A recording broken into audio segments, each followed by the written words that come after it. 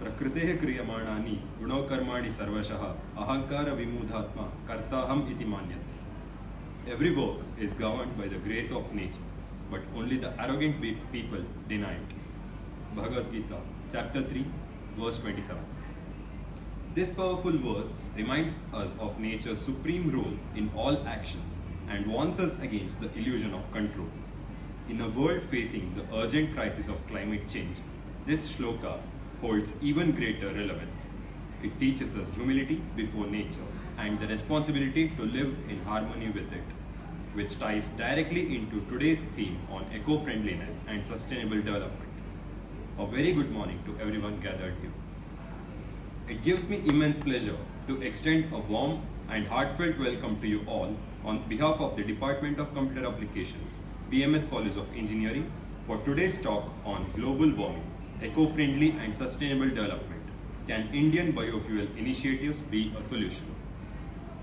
We are privileged to have with us today a visionary in the field of biofuels and sustainability, Mr. Y.B. Ramakrishna, who will be enlightening us shortly with his deep insights and real-world experience.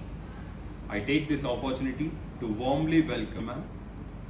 I would also like to extend warm welcome to Dr. K. Vijay Kumar sir, a valued member of our department who constantly inspires us with his dedication and support. Thank you for being with us, sir. A special welcome to all our teaching and non-teaching staff members whose continuous efforts keep the academic spirit alive in this institution. And of course, a warm welcome to my fellow mates whose presence here today is what truly gives this session a meaning. Now, it is my honor and privilege to introduce to you the speaker of the day, a pioneer and visionary in the field of sustainable energy and biofuels. Mr. Y.B. Ramakrishna is an electronics engineer by training who has had an illustrious career spanning research, marketing, and business development. Since 1986, he has passionately dedicated himself to the cause of environmental protection and alternative energy, especially bioenergy. He served as the chairman of the working group on biofuels under the Ministry of Petroleum and Natural Gas, Government of India, from 2015 to 2018. Mr. Ramakrishna played a key role in drafting India's national biofuel policy in 2018, a landmark document that continues to shape India's energy landscape today. His efforts have not only impacted national policy but also contributed to international collaborations such as the Indo-European Union Cooperation on Advanced Biofuels and the formation of the BioFuture platform. Mr. Ramakrishna has held several leadership positions, including Chairman of the Karnataka State Biofuel Development Board and Chairman of various task forces under Niti Aayog and CSIR. He is currently a partner at Best Associates, Bioenergy for Sustainable Transformation, which he co-founded in 2021. His commitment and vision have been recognized with prestigious awards such as the Lifetime Contribution to Bioenergy Award by the Karnataka State Bioenergy Development Board, the Outstanding Green Energy Activist Award by the Indian Federation of Green Energy, and most recently, the Giuliano Grassi Prize 2024, an international honor for excellence in biomass industrial deployment. Mr. Ramakrishna is also associated with several global forums, advisory boards, and voluntary organizations, making him one of the most respected voices in the sustainability and renewable energy space in India and beyond. With great respect and excitement, I now invite Mr. Y.B. Ramakrishna to share his valuable insights with us. Is energy. And if you really look at how we are meeting our energy in the last 150 years, originally, we were only dependent on various types of biomass and the biomass derived fuels like oil and things like that. It's only about 200 years ago that we invented, figured out, discovered the fossil fuels. So we started mining them. We started mining crude oil, and then we convert that into various different types of fuels and materials, and we consume them today. for meeting our transport needs, for meeting our, preparing the fertilizers, for many of the materials and chemicals. They all come from crude oil. And then later on, before crude oil, we discovered coal, started using coal for meeting our energy requirement, then the fossil fuels like crude and things like that, and then natural gas. While we were meeting our energy requirements, and when you look back at what has happened in the last 200 years or so, one thing that has happened, two things that are very clear is that these energy sources that we have been using for the last 200 years have been highly polluting our atmosphere.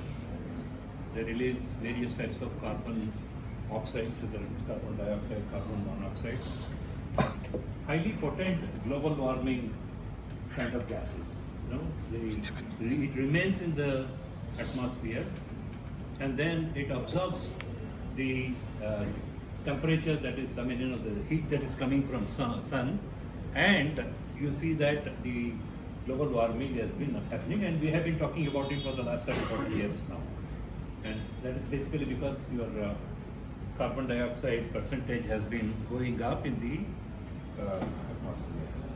And the second important thing that we have to consider is the kind of energy efficiencies. We started mapping various technologies onto these resources, and we started using them. But if you really look back, kind of efficiency with which we have been using these resources, what, that 25%, 30%, 35%, at the most 45%. That means when we are consuming energy, when we are recovering energy from these resources, half the energy is wasted. More than half the energy is wasted as heat or whatever. And it's not the most efficient way of utilizing our energy. So this is what we have seen in the last 200 years. And the other important aspect is they are not renewable in nature. It's going to get over sometime. How long we can keep on digging the earth and extracting, whether it is coal or crude oil or the gas. At some day it has to be completely depleted. In fact, there was a study that was done by Dr. A.K. Reddy of Indian Institute of Science, along with another professor from Brazil, back in 1994, 95, around that time. And he was a great scientist and a great visionary when it comes to energy. And he happened to be my guru also. They came back and said, at the rate at which we were consuming fossil fuels in 1994, if we continue to do this, probably the known sources of fossil fuels would last only until 2038. Beyond that, it won't be there. But of course, we have found more resources after that. But the fact remains that whatever new discoveries that we have, it will also last for probably another 10 years, another 15 years, and after that it will be over. So what do? Are we going to stop producing energy? So we have major challenge that it is not renewable in nature. Second, the efficiency part of it. We are not converting these resources into energy in the most efficient form. And the third thing is it is polluting the nature. So global warming, when I talk about it, and I am sure I may not have to elaborate on that, the temperatures have been going up, and the kind of impact it has on our daily life is quite well known to all of us. We see that the glaciers have been melting, and it is expected that the sea levels will go up in the coming days, and all the low-lying land and many of the islands, probably in another 10 years, 15 years, 20 years, will be underwater. It will be completely submerged. Even in India, it's in our own neighbor, Bangladesh, which was part of India at some point of time, if the ocean level goes up by 1 meter, more than 40% of Bangladesh will be underwater. So because they are all low-lying areas. Same is true with our own coast in Karnataka, Kerala, and Maharashtra. There are a lot of those areas, which is almost at the sea level, will be underwater. So the other thing, as Anybody coming from the farming background, you will appreciate this. Today you can't predict the rainfall, when it is going to. The total rainfall has almost remained the same all over the world. But then, say for example, we have the concept of monsoon in India. So during these 4 months, June, July, August, September, is when you get maximum rainfall in India. And it was predictable, when the first, you used to go by the nakshatra and say, okay, this nakshatra I am going to prepare the land, this nakshatra I am going to sow the seed, this nakshatra, I am going to manure, and this is when I am going to do the harvesting. Everything was happening to a certain protocol. Today you cannot follow any of those protocols because you don't know when it is going to rain. See, I am a farmer myself, I grow mangoes. In the month of February, that is when the flowering happens. About 5 years ago, such a heavy rainfall was there on my farm. In one day, I received the total annual rainfall that I get in that area. And when I went back, I just could not go into my land for 3 days because there was 1 to 1.5 feet of water standing there. After that, I went and saw there was absolutely no flower left on the mango tree. There was nothing. So I said, okay, let me see. A month later, in the month of March, I was happy that, at least there was again flowering that was happening. I said, okay, it's not going to be a zero yield for me. I am going to get something. On the 14th of March, again, it rained heavily. And this time, it was more than the February rains. And everything was washed out. There was not a single flower that was left. You may not believe it, I have 125 mango trees. The total mango I harvested that year was 7 kgs from 125 trees. There is the seriousness of the global warming that we are really talking about. So the whole, the kind of changes that you see in the entire ecosystem across the globe is something that you cannot imagine. You go to Europe and North America, they are supposed to be very cold countries. You have temperatures of 45 degrees, 46 degrees in many of these areas. You go to Texas, Texas, normally, the temperature would never cross 30 degrees. But, it's a very common thing during summer months, it is 45 to 46 degrees. We see that kind of changes that's happening not only in India, all over the world. So those are all the kind of challenges that we have today. So how are we going to meet our energy needs in future? So in the last 3 or 4 decades, we looked at some of the alternatives, like, can we tap the solar energy? Just to give you some idea, the kind of energy that comes from sun on a daily basis. There is a concept called cubic mile of oil. So when I say cubic mile of oil, supposing you have a huge plate which is 1 mile by 1 mile by 1 mile. 1 mile depth, 1 mile in width, and 1. So if you fill that with oil, it is called 1 cubic mile of oil. So the total energy that is being consumed at the global level, this was about 15 years ago. This was work done by Stanford Research Institute in US.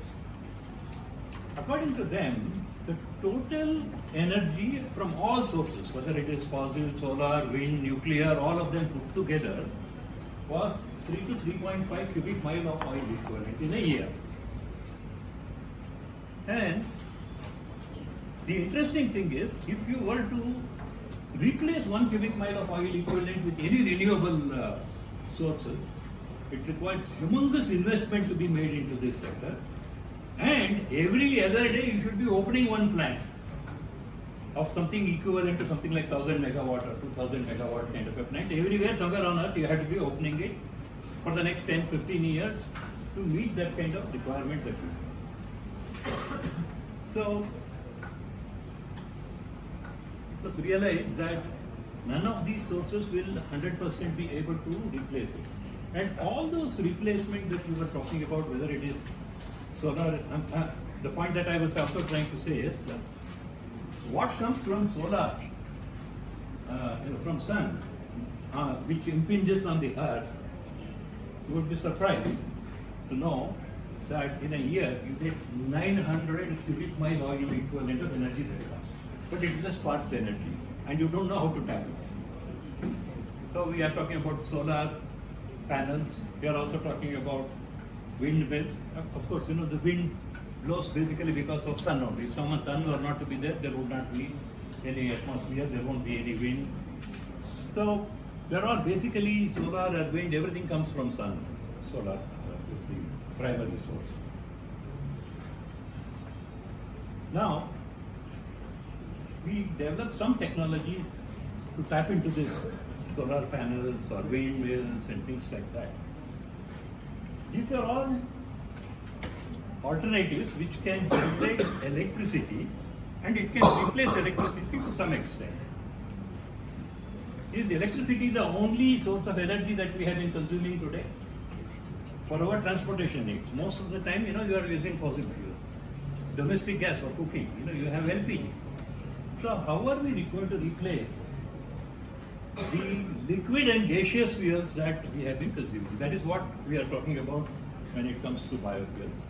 And biofuels is again, bio means something coming from the biological source. Now, when you say something coming from biological source, what we are also only looking at is, again looking at the nature. What happens is, when we are talking about solar energy, we are talking about converting it into solar electricity, wind electricity, but nature has shown that through photosynthesis, you can capture that energy and then, you can convert that into food and other source of energy. Even the fuel wood and other things comes from essentially solar energy. So, in biofuels, this is what we were looking at. Is it possible for us to speeden up this process? Even the fossil fuels, how did it happen? Over a long period of time, a lot of those biological resources which went in deeper into the earth, over a period of time it has been converted into oil or whatever it is. And today we are tapping into it. So, there was a lot to learn from the nature and say, okay, photosynthesis, and can we think in terms of these biological resources and can we convert them into usable liquid or gaseous fuels and also into many other materials and chemicals that are possible through fossil sources. So that is where the whole program came, and I have some presentation on what we have done in India and what is something that is happening at the global level. More importantly, more than what is happening and just appreciating it, you're all engineers, ultimately you have something to contribute to this sector. This sector is still in its infancy, but we have achieved a lot of excellent results in India. But going forward, there is a lot more needs to be done. There are a lot of areas where there are gaps in the entire value chain, and this is where I think, as engineers, your contribution will be very important, and looking at an opportunity for you to get into those areas and probably providing solutions in the future. Can you go to the next slide? Yeah. So when we talk about biofuels, I said, biofuel is essentially that comes from biological sources. There are two primary reasons that drives this whole program across the globe. One is the energy security and the environmental. I told you the fossil fuels, the kind of environmental problems that we have. What are we talking about energy security? See, for a country like India, for example, and it's true with many other countries, see the total crude oil or the LPG, the gas that we have been importing today is 91% of what we consume in the country. And the total bill, import bill, is in the region of $155 billion every year after year. That is the kind of money that we have been spending to import these fossil fuels into the country. How long we can continue? We are growing so fast. We are the third largest or the fourth largest economy at the global level, and we have been growing, and we are looking at catching up with the US, catching up with Europe. We are talking about catching up with China, and we are talking about the energy consumption per capita is the lowest at this point of time, and we want to increase it and take it to the level that the others have been consuming. If that is so, then where are we going to get our energy? How long are we going to be dependent on somebody else? Just last week, I had the Iran-Israel conflict. The Iran-Israel conflict, 10 days they were fighting with each other, and what happened? The crude oil prices went up by $5 to $6 per barrel. And we have seen that in the past. There have been a lot of geopolitical reasons for which we end up paying more for the fossil fuels that we have been importing. So we have to get out of this kind of a situation. So how do we really do that? That is where many countries who are dependent on importing the energy into their countries are looking at this kind of an energy security. So in a country like India, we are not only looking at energy security and environmental concern, but we are also looking at addressing another issue and the problem that we have in this country. Many of you may not have been even born, but in early 90s, in India, a lot of farmers were committing suicide. Why were they committing suicide? Because they said agriculture is no longer profitable. They cannot even survive by doing the agriculture. And there have been a lot of interventions, it has come down, but even today, agriculture is not a viable option. I mentioned about my own experience of, that year, I have another job, I do something else, I earn my livelihood, and for me, whatever I am doing on the farmland is an hobby. But for most of the people in this country, it is their livelihood. If they don't get any income, what do they do? So, the agriculture in this country has been at crossroads, and we were looking at, can we involve the farming community to not only grow food for the population, can they also grow from which we can generate our energy in the country. So we were looking at addressing that problem also, using the biofuel as a tool for rural development. I'm going to be talking about some of the recent initiatives that we have taken and the success that we have had. But let me tell you, when it comes to time immemorial, we have been using biofuels for our energy needs, not only in India, all over the world. But when it comes to some of the new technologies, we have done quite well.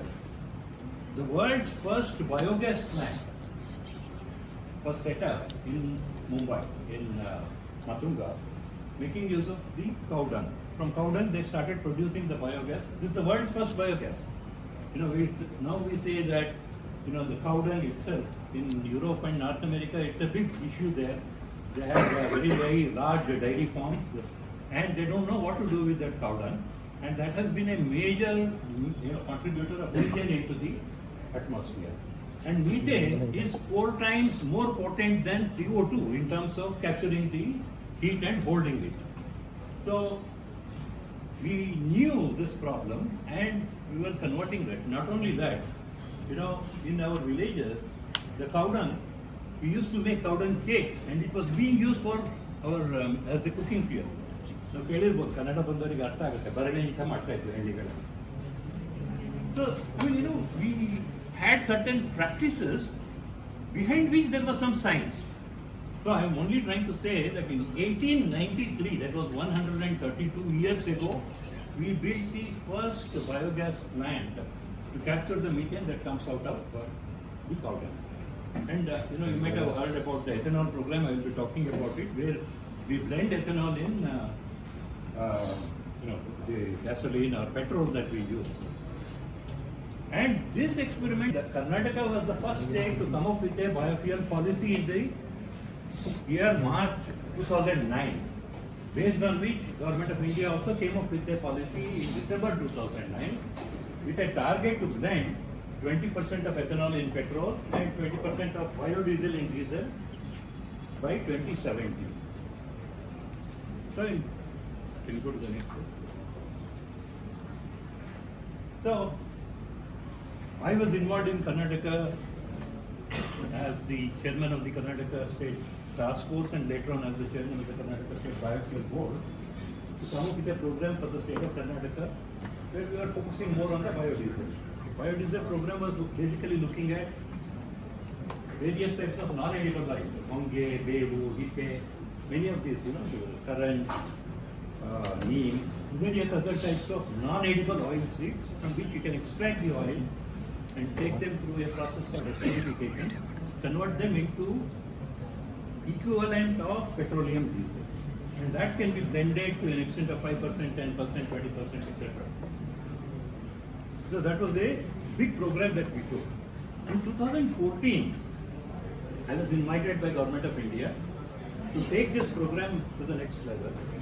And I said in 2009 policy we had a certain target to achieve 20% blending. In 2014 when I reviewed the whole program for the Government of India, we realized that the blending of ethanol was happening only at 1.4% and we were supposed to reach 20% in the next 3 years' time.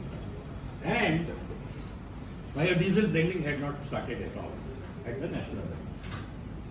So, as the chairman of the National Working Group, we came up with a new policy and we created a new roadmap for the country. And then we started looking at ethanol, biodiesel program, biogas program, sustainable aviation fuel.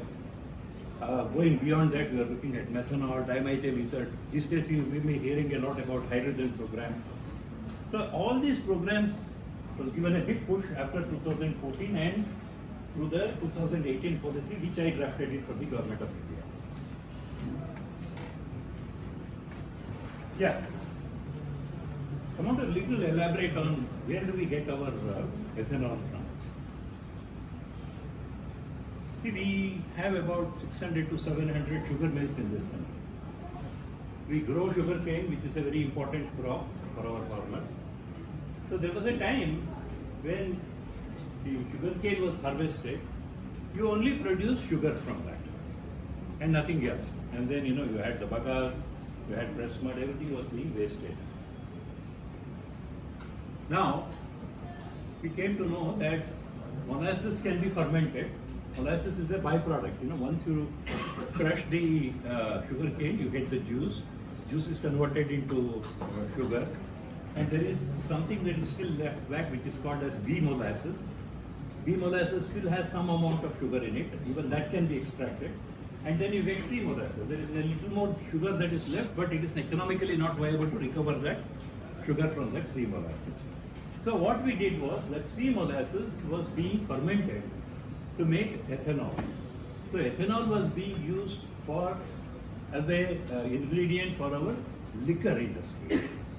Now, we also said that ethanol can be used as a fuel, and which is something that was demonstrated way back in 1914 and 15.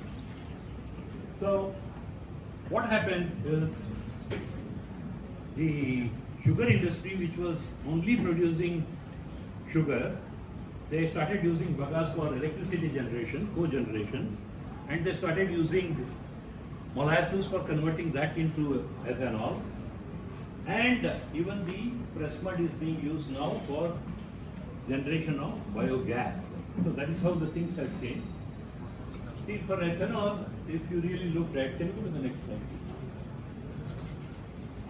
Yeah, so I said about 2013, 14, when we looked at, see, this is where we were. We were somewhere around 1.4% blending and very small quantities of ethanol was being procured. And then we took several steps in the last decade or so. And in 2023-24, it was 7 billion liters of ethanol that was procured from something like 150 kiloliters of ethanol. We went up to 7 billion liters.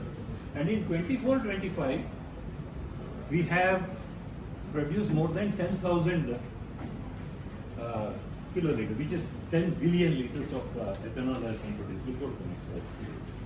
So if you really look at how much was procured and what was the kind of percentage blending, in 2012-13 you see 0.67, 1.5%. In 23-24, end of July, we had close to 16%. Very happy to tell you that in the second policy, in 2018 policy, we set a new target of doing 20% blending by 2030. and 10% blending by 2022 October. And we were able to achieve 10% blending in 2022 May itself, 5 months ahead of the target that we had set. And when we were looking at some of the initiatives that we had already taken and the kind of response that we were getting from the industry, we decided that can we take a risk of advancing the 20% blending from 2030 to 2025 October. I'm so happy to share with you that we have already achieved 20% blending in India in the month of April. So, we have become from nobody to the third largest producer of ethanol in the world. First is United States, second is Brazil, India is number 3. By 2030, we would overtake both of them. And all that ethanol is coming from first generation ethanol. Let me just go back, for the people who since we all come by science and engineering background. Any sugar or starch or cellulose can be converted into ethanol. Molasses is essentially a sugar source. Yeah, originally we were not allowed to use the food grains, basically because if you start using the food grain, which is essentially starch, starch can be converted into sugar and then it can be fermented to get ethanol. We were not doing it because we were afraid of energy and food security kind of debate that was going on in North America. Because what happens if you start diverting the food grains for this? So then there may be food shortages. But we have reached a stage in India where you might have read, just about 2 days ago there was some news saying that from a net importer of food grains into the country, we have become a largest exporter of food grain from India today. And we have so much of food grain that we can even divert part of that food grain to convert into ethanol. So basically the starch is being converted. All that, today we have built a capacity to produce about 16 billion liters of ethanol, and for our 20% blending what we require is only 10 billion liters. That means we have excess capacity. I'll tell you how we are going to use that in future. And all these things are coming from first generation.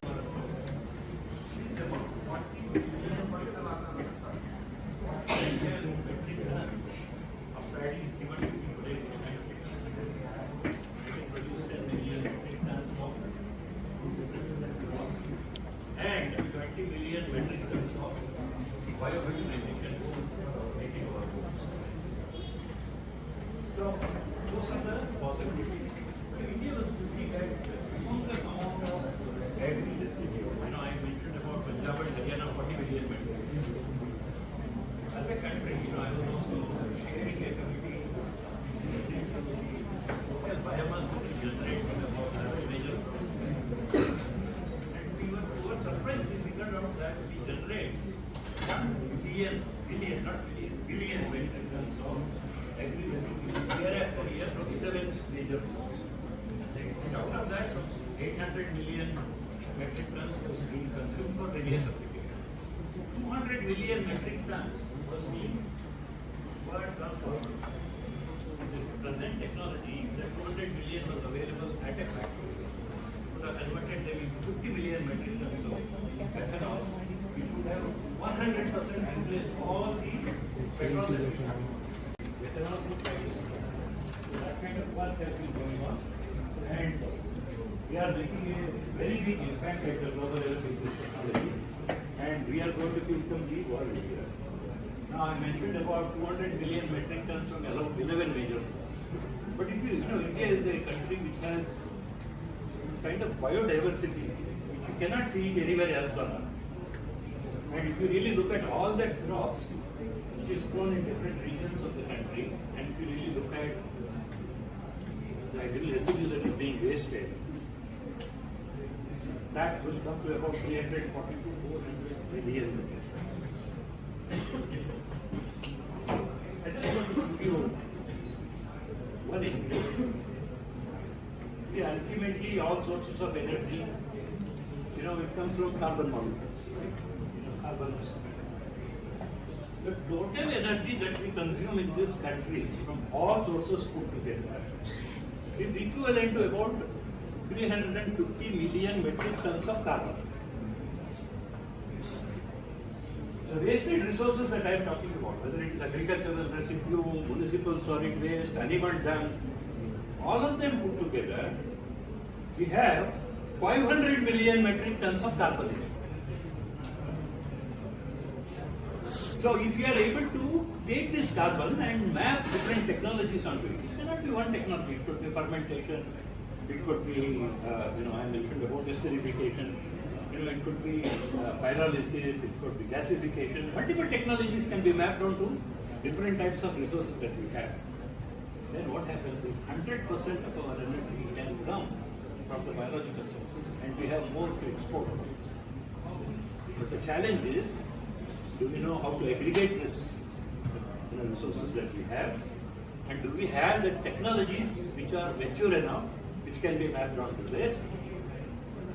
And then we have to create some kind of infrastructure in the country to do all these kind of actions. Ethanol can also be blended to an extent of about 7.5% in diesel.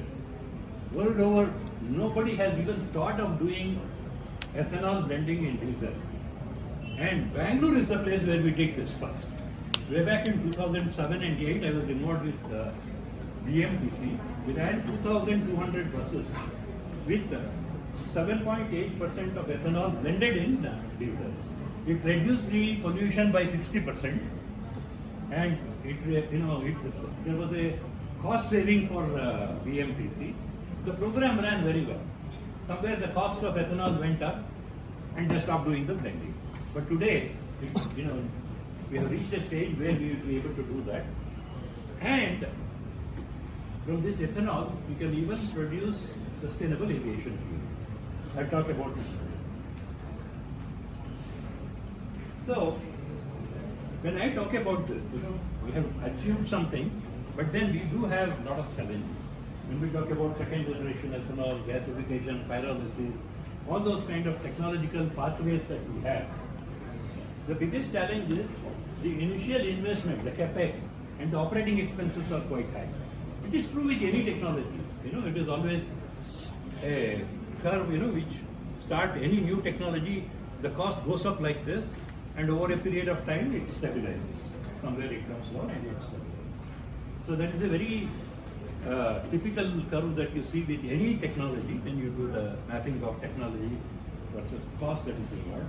And that is where we are, at the peak right now. Now we have to work towards how do we stabilize the price and how do we bring it down and comparable with the conventional sources of energy that we have. That is where we'll have to work towards. We have quite a few challenges. Government is doing a few things on the policy side. They give you some viability gap funding and then some subsidies, etc., etc. But there is a lot of technological interventions that we have to do. If you take any process, say for example, when we talk about agricultural residue, there are multiple stages that are involved. Now, the paddy straw, for example, if you take it as an example, it has lignin and cellulose. Can we eat paddy straw and digest it? But cows does, right? Cows and many other animals, which are rumen-based animals, they eat paddy straw and they generate their own energy that is required for them to live. Where is that energy coming from? So it is basically that cellulose, it has the ability to separate the lignin and cellulose and convert that cellulose into sugar, and that becomes the energy for the animals. And this is where we have to learn from the nature. So what does a cow does? Have you observed it? You give paddy straw to that. Put train ಮಾಡುತ್ತೆ ಚೆನ್ನಾಗಿ grind ಮಾಡುತ್ತೆ. Grind ಮಾಡಿದಾಗ ಏನಾಗುತ್ತೆ, you are breaking the lignin cellulose bond that exists. Then it goes into, it has, like human beings, we have only one stomach, right? How many stomach a cow has? 4. We all know that, right? And what does each one do? So the one that is, when after the grinding, it goes to the first stomach where it generates enzymes and it hydrolyzes all the cellulose that are in there and converts them into fermentable sugars. Okay, then it comes back into its mouth. Then it's, again, after, processing it inside the mouth, it goes back into another one where the fermentation happens. That sugars, gets converted into energy for them. And that is what we are trying to do in second generation ethanol, trying to break. So you have the first stage where you break the lignin cellulose bond, then you take that, separate the lignin and cellulose, hydrolyze the cellulose with enzymes so that it becomes fermentable sugar, and then take it to fermenter, and then through a distillation column you separate the ethanol and things like that. Now, every single stage, it means there is a certain cost in capex and in operating expenses. Can we think in terms of combining two stages? Can we do the hydrolysis and fermentation together? So these are some of the kind of challenges that we have. The moment you reduce it, your capital expense will come down. Your operating expenses will come down. So how do we really address it? So for example, I mentioned about enzyme today for hydrolysis. The cost of enzyme is so high, and it is only imported from Europe today into the country. There's only one company which is supplying it across the globe. We have done tremendous amount of research in this area. There's a Bangalore-based company called Box. We have DBT funded program called ICGEB in Berlin. They have done some fantastic work. See, the cost of enzyme is 35% of the ethanol that you produce. But if you are able to develop the enzyme within the country and produce that enzyme and integrate it with our second generation ethanol plant, then the cost comes down to 3 to 5%. That means your ethanol from second generation becomes 30% cheaper. So these are the kind of challenges that we have today, which we really need to look into. And when you take 1 ton of paddy straw, you get only about 250 to 260 liters of ethanol. If you really do the mass balance, then what is happening with the rest of it? You get lignin, right? Lignin was being burnt earlier. Today, we can convert that lignin into lignin sulfonate. That lignin sulfonate is a replacement in the cement industry. That lignin sulfonate as a binder is being imported into the country, paying huge foreign exchange. And the same thing is true with bitumen. That bitumen is coming from the fossil sources. Bitumen is nothing but tar for road making that you use. So that lignin can be converted into lignin, biobitumen. So we have those kind of technologies today. Other important technology that we are working on is capturing the carbon. Say for example, you have refineries, you have steel mills.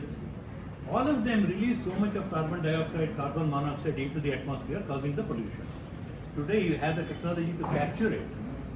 And then you have microbes which can combine these gases into ethanol, methanol or whatever it is. World's first such plant is being set up in Panipat, where we capture all the gases that is being released into the atmosphere in a petroleum refinery and being converted into ethanol. Today the plant is running at about 30-40% capacity. I think by August it will be running at full capacity, and that's the world's first plant. Now we have the potential to set up 18 such plants in every single refinery that we have, and every single steel mill which releases so much of carbon monoxide into the atmosphere. In any blast furnace, CO is being released, that can be captured and converted into ethanol. So these are all the kind of initiatives that have been taken in the country, and carbon capture and conversion into ethanol.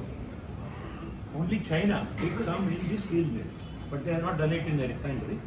We are doing it in refinery as well as in the steel mills in the country. Next. So I talked about the second generation ethanol. This is the demonstration plant that we set up first in Pune, near Pune, by a company called Raj Industries in Pune. They are the leading people when it comes to ethanol in the world. They are operating in about 74 countries. They have taken the technology from this company for producing first generation ethanol. Now they have become the leaders in second generation ethanol also. Out of the 4 plants that we are constructing in India, 3 of them are being built with their technology. Next one. This is the plant that I mentioned. This is a plant in Panipat once again, making use of paddy straw. If you see all the paddy fields on the side, that was all being burned at one point of time, all the paddy straw. Now all that paddy straw in 40-kilometer radius of this plant comes to this plant where it is being processed to get bioethanol, and then lignin, we are putting another plant to convert lignin into biobituminate. This is the distillery column that Raj has set up in the same plant. This Assam, there is so much of bamboo, and it catches fire and it just burns out. Now we are trying to stop that and collect that bamboo, and this is another plant where not only produce ethanol, we also produce acetic acid and furfural. These are all again something that comes from fossil sources. Without tapping into the fossil sources from our agricultural resources, it is possible for us to produce. This is a kind of a commercial plant, but a demonstration at the global level today. With it processes about 100,000 tons of bamboo every day. The plant is under construction and it will be ready in about a month's time. And by end of this year, it is expected to start the production. It will produce ethanol, furfural, and acetic acid. And this is the first of its kind again. This was a technology that was developed by a company called Chempolis in Finland, but that company has been bought over by an Indian company. And now not only they have stabilized the technology challenges that they had, and now they are looking at setting up another 20 such plants with different agricultural residues by a company called AMV, which has bought over this. I mentioned about capturing the carbon dioxide and carbon monoxide. This is the plant in Panipat. This was from a technology from a company called Lanzatech. This plant is being set up by IOCL in Panipat. All the refinery gases are being captured, and it is the microbes which convert them into ethanol. So this is first of its kind once again. So, but there are a lot of challenges, like I mentioned about feedstock being available. But since the practice is just burn it or just dump it somewhere, today we have to collect it because this feedstock is available to you only during 1 or 2 months when the harvest is being done. How do we aggregate it? How do we store it? Because if you had to run a plant, you require this all through the year. So how do we stock it? And when what happens, if you don't do it scientifically, then there may be fires. If the moisture content goes down, if the moisture content goes up, then you have the fungus-related problems. So this needs to be scientifically managed. You have to create that kind of a supply chain, which has not happened. I already mentioned about the initial cost, operating cost being very high. We had to work towards that, and also technology gaps, like process optimization. How do we reduce the number of stages that we have? So can we think in terms of consuming less consumables, lesser enzyme, lesser chemicals to be used for the process? So these are all the kind of things, and then we are also looking at the standardization part of it. Most of the time, when we are setting up the plant, currently the standard that we use is the same as the refinery. In a refinery, we start from the crude. Crude is a fuel itself. It can catch fire and burn. And then every single product is inflammable. Whereas, when we are talking about the bioresources, the fuel comes only at the end. So why do I have to use the same standards for pipes, pumps and things like that, like we use for that? So this is some area where a lot of work has been going on and re-looking into the kind of designs and standardization. So these are some of the issues that we had to be looking into. I just want to give an example. We are talking about sustainability. What do you mean by sustainability? I just want to explain it with this example. And this is, I have taken an example of sugar industry, but it is possible in any industry that we really look at. Like I was saying earlier, sugar industry produced only sugar.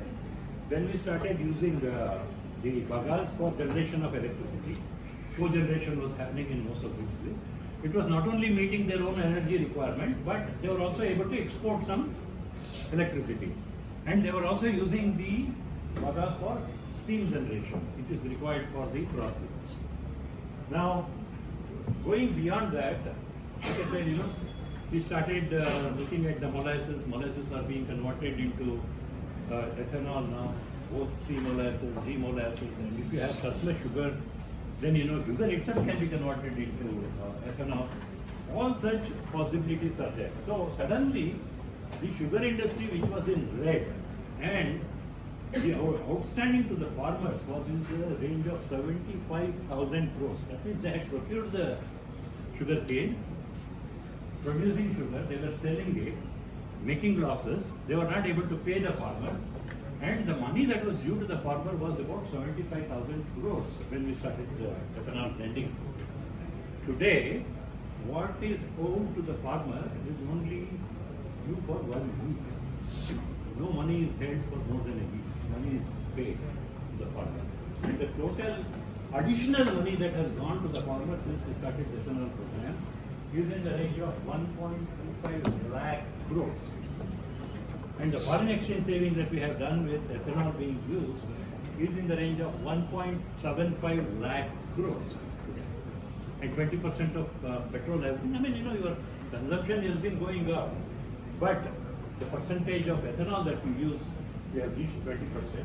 So, the sugar industry has demonstrated that it is not just the sugar, electricity, you can produce ethanol, you can produce biogas, you can produce biomanure, it can go back into the soil.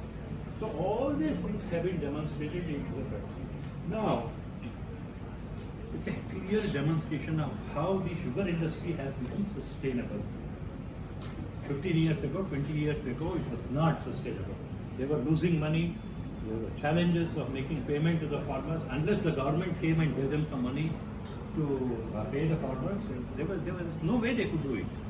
Now, there is not a single sugar mill anywhere in India which is losing money. They're all making money and willing to expand. Not only in the area of sugarcane, but looking at possibilities of once you have the sugar, you can produce energy, you can produce, say for example, the ethanol I said. Once you dehydrate the ethanol, remove the oxygen molecule from that, C2H5 overhead, becomes C2H6, which is ethylene. Ethylene is the building block for any material or chemicals. You do the dehydration and then use that ethylene for making anything. You want to make this cabinet here, you want to make the keyboard, you want to make the chairs that you have been sitting on.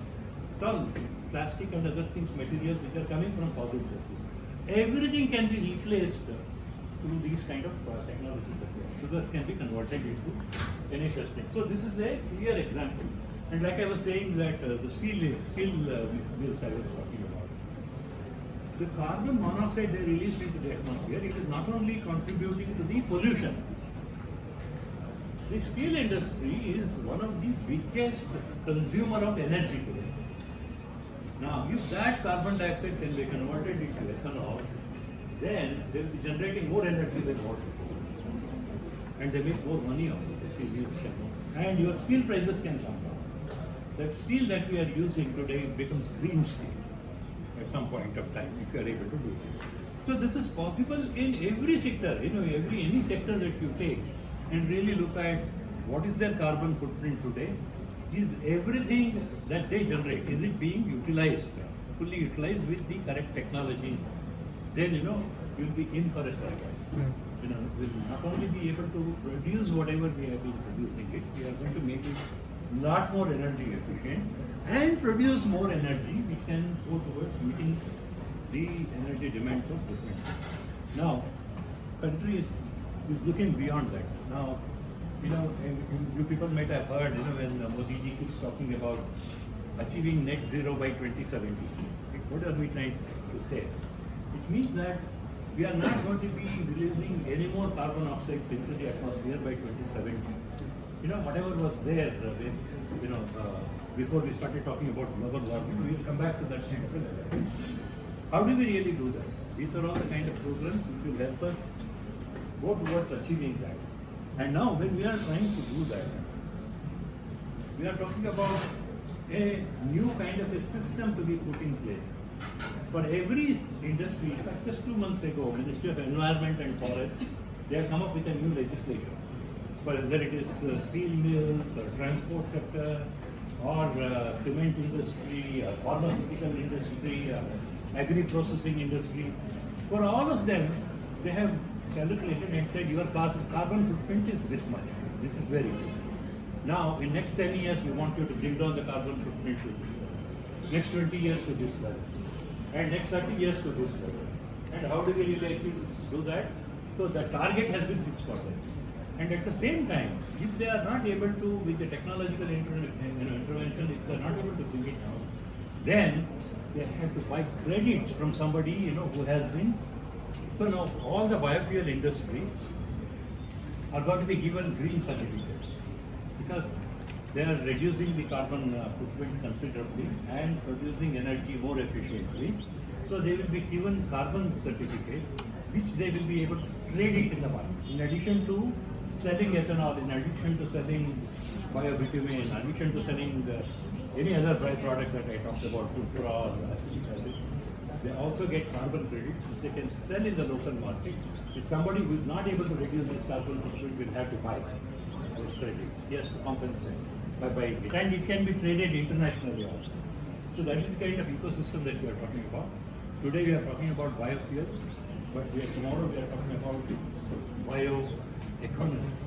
But just last week I had a meeting with the Committee of Cabinet Secretary, the chairmanship of Cabinet Secretary in Delhi, with 8 other secretaries who were sitting and having some discussion. In that, we are looking at how much the bioenergy sector or the biosector can contribute to the target of achieving 30 trillion GDP. Today we are at what, 4 or 5 billion, 4 trillion, right, at the global economy. But by 2050 we are talking about being a $30 trillion economy. And bioenergy can contribute more than $3 trillion. That is the kind of that we are talking about. More than 10% of the contribution towards the economy can come from the bioenergy sector, but the bioeconomy can come, and that is where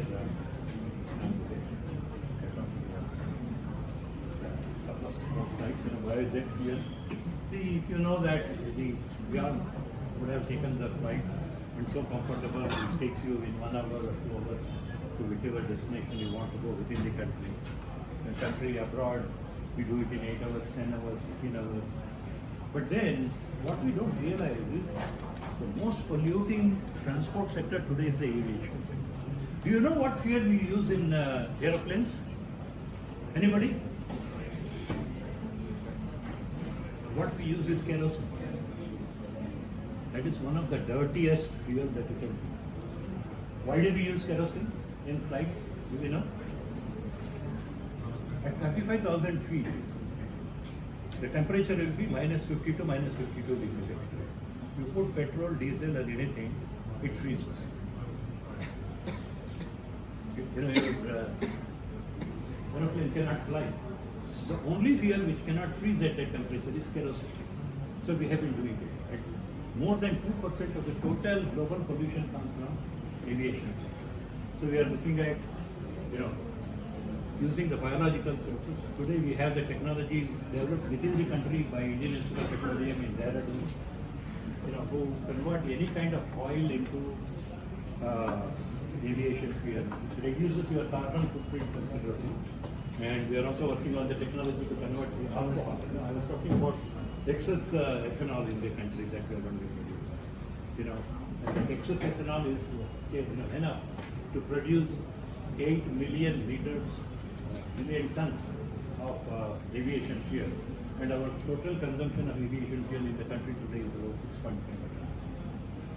So those are the kind of possibilities that we are looking at. We have some roadmap working on the policy, etc. And this was the first slide.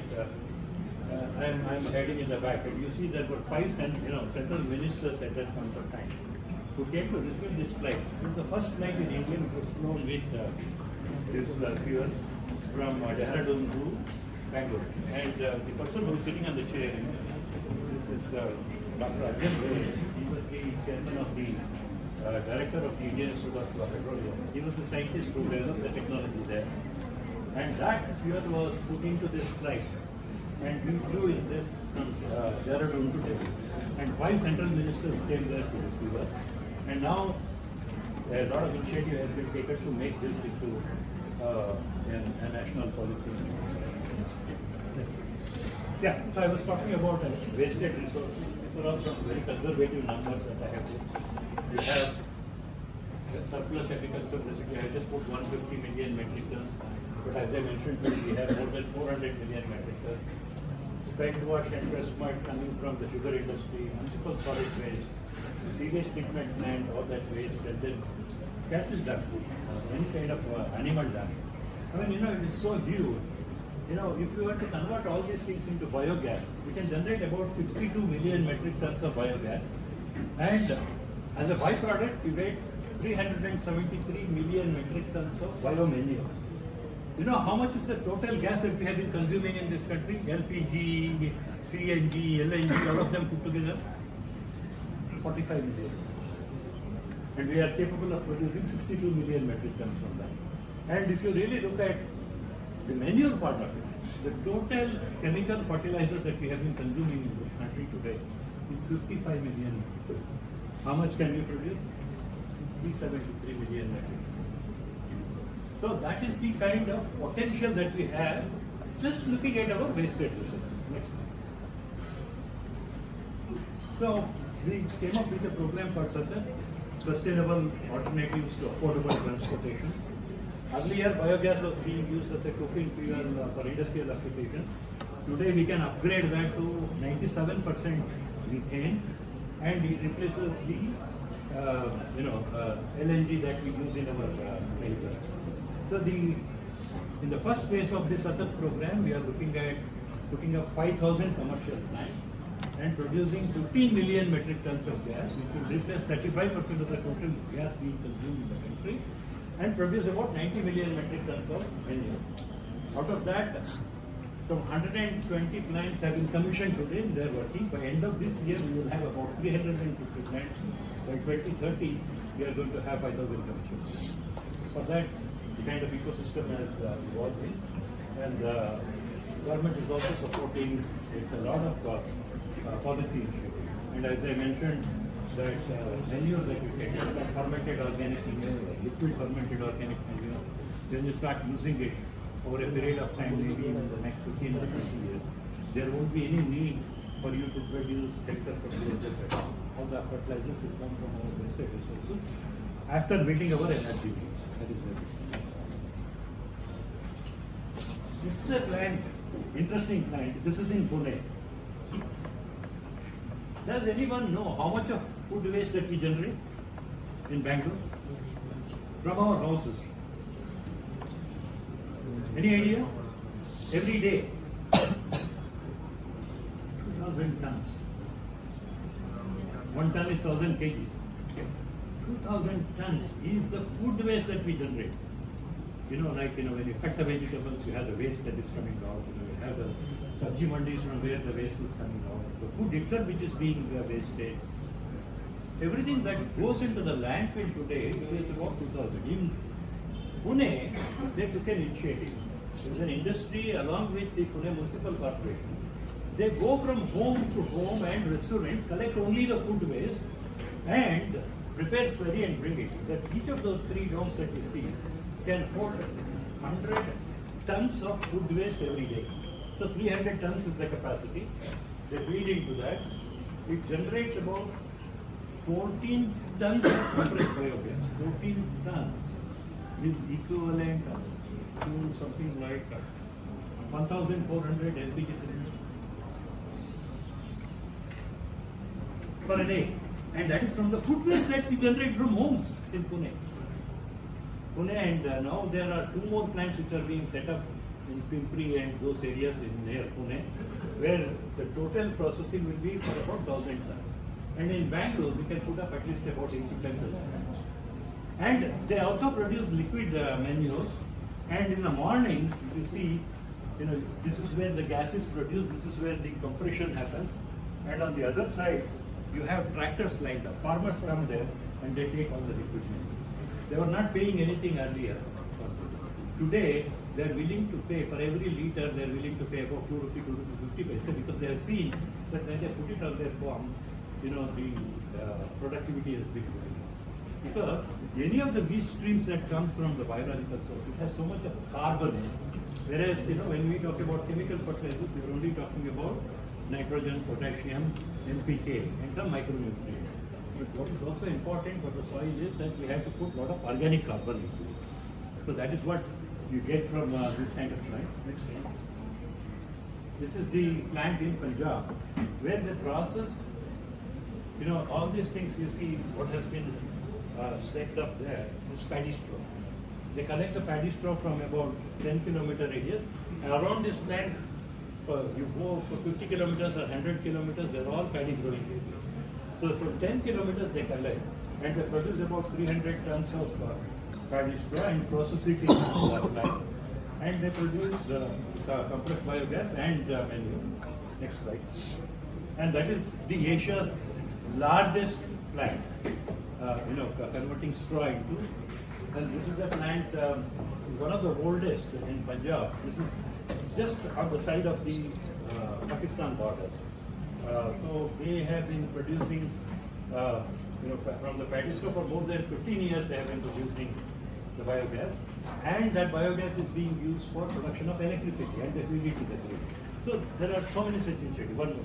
Next slide. And this is in Namakkal in Tamil Nadu, where they process press mud from the sugar industry, and they also use the poultry feed. I was talking about all the animal waste. So the chicken rearing is a very big program in India. All that chicken litter, it comes to this plant. It not only enhances the gas production, the manure that comes out of this is also very rich in nutrients. So this is a 200 tons per day kind of a plant. These kind of plants, as I mentioned, there are more than about 110 that have been commissioned in the country. And in 5 years time, we're talking about 5,000 commissions. And that will be the world's most ambitious program. All over the world, people are talking about a maximum of 250 to 500 plants. Whereas we will have 5,000 plants producing biomethane, which can be used as a transport. Now, sugar mill transition, I did talk about it. In addition to all the fuels that I was talking about, directly from sugar we can produce sustainable aviation fuel. There is an youngster like you, he is just about 27, 28-year-old, named Deepak Sugar. He has developed a technology and with the microbes, he can convert any sugar directly into isoprene. Isoprene is a product. There is a intermediate product called mavulonic acid. From mavulonic acid, you can produce isoprene. Isoprene is a replacement for rubber today. Today, all the tire industry, the kind of rubber that we use, it can come from our sugar, any kind of sugar. And then you can also produce sustainable aviation and carbon dioxide. I told you that so much of carbon dioxide is being released from our fermenters and from our second generation ethanol plant. And people at the global level, they say, oh, it is, the carbon dioxide that has been coming out is a biogenic carbon. So it is not, carbon dioxide is carbon dioxide, whether it is coming from fossil source or biological source, ultimately it is going to create some problem. Even that CO2 can be captured, it can be converted into ethanol, it can be converted into biodiesel, and various all the hydrogen projects that we are talking about. Ultimately, we are looking at carbon dioxide and hydrogen to be combined. So we have on the one side hydrocarbon, and what we eat today food is carbohydrate, right? So basically, we are talking about carbon and hydrogen. All that we have to do is apply science to see that some of the carbohydrate is converted into oil. And that is precisely what we are trying to do. So I will just start as the students of MCA, I don't know how much you would be interested, but let me tell you, when we are talking about this kind of technology, there is scope for chemical engineering, scope for mechanical engineering, scope for biotechnology people to participate in the kind of opportunities that are there and the kind of challenges that we have. And for somebody coming with the computer background, artificial intelligence can play a significant role in reducing or eliminating some of the unwanted process or optimizing the process and reducing the capex of it. And this is already happening. There are one or two companies who is already working with the bioenergy companies to really look at how we can be optimized through artificial intelligence. That kind of work is already going on here. And when it comes to bioeconomy, as I mentioned, India has already become the leader. Though the others have been working on this for the last 30, 40, 50 years, we only started about seriously, though we had the initiative 100 years ago, but seriously only in the last 10 years. I think we are far ahead of us. And by 2050, not only that we will be the leader, we will be in a position to lead the technology when it comes to bioenergy, biotechnology. This is where we stand, and I hope that yeah, definitely it's very much useful, sir. Any questions? MCA students also join some.